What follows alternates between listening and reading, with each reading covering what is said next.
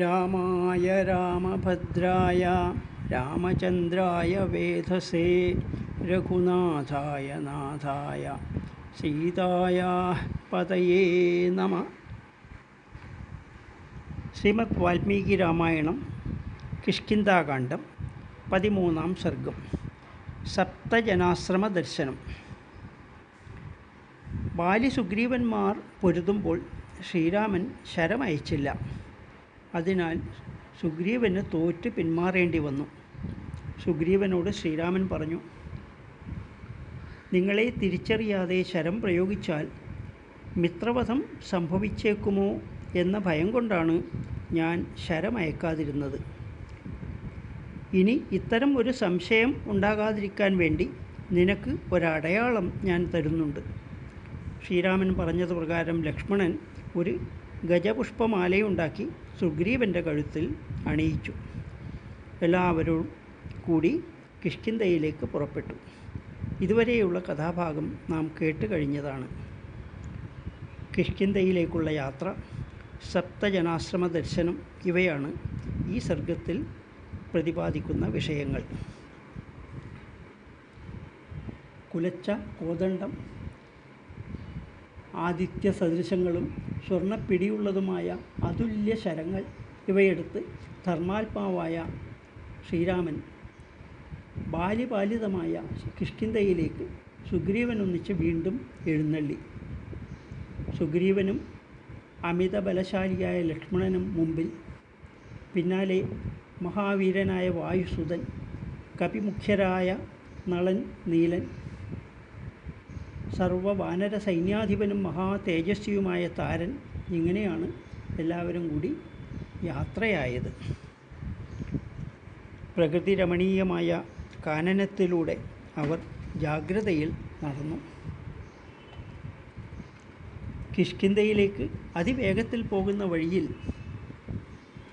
മാമനകൾ ഇടതൂർന്ന ഒരു വനം കണ്ട ശ്രീരാമൻ ചോദിച്ചു, സുഗ്രീവ, ഈ മേഘമാലകൾ ആകാശത്തിൽ കൂടി നിൽക്കുന്നത് പോലെ വാഴകൾ ഇടതൂർന്ന് നിൽക്കുന്ന ഈ രമണീയ വനം ഏതാണ്? വിശദമായി അറിയാൻ അത്യാഗ്രഹം തോന്നുന്നു.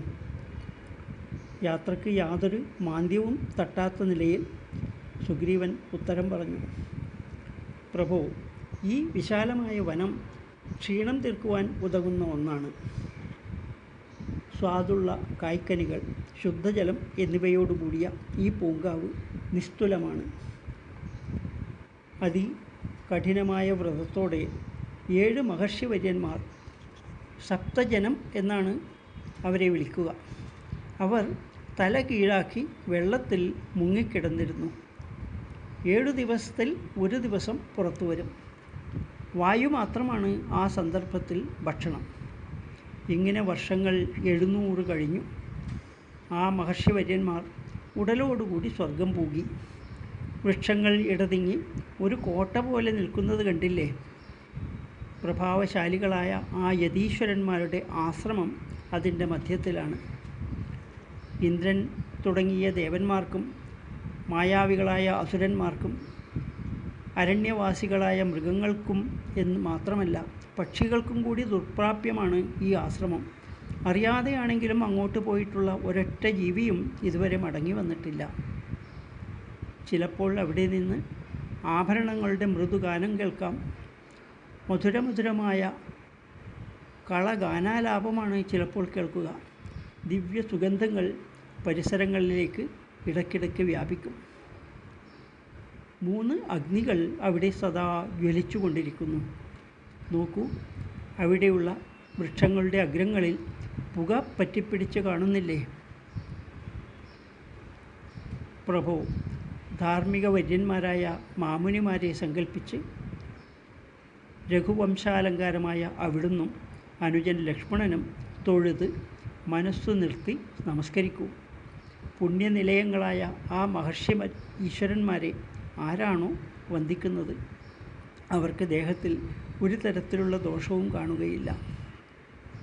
ശ്രീരാമചന്ദ്രനും ലക്ഷ്മണനും മഹാനുഭാവന്മാരായ ആ താപസേന്ദ്രന്മാർക്കായി സവിനയം വണങ്ങി. സന്തുഷ്ടചിത്തരായ വാനരപ്രമുഖന്മാരോടൊന്നിച്ച് സപ്തജനാശ്രമസ്ഥലം പിന്നിട്ടു. ദുർജയനായ ബാലിയാൽ പരിരക്ഷിതമായ കിഷ്കിന്ധ നഗരിയിലേക്ക് ഉത്തമ ആയുധങ്ങൾ ധരിച്ച രാമലക്ഷ്മണന്മാർ ദേവേന്ദ്രപുത്രനായ ശത്രുവിനെ വധിക്കുവാൻ തയ്യാറായി വാനരന്മാരോടൊന്നിച്ച് വീണ്ടും പ്രവേശിച്ചു. കിഷ്കിന്ധാകാണ്ഡത്തിൽ 13-ാം സർഗം ഇവിടെ അവസാനിച്ചു. ജാനകീ ജീവനസ്മരണം ജയ ജയ രാമ രാമ.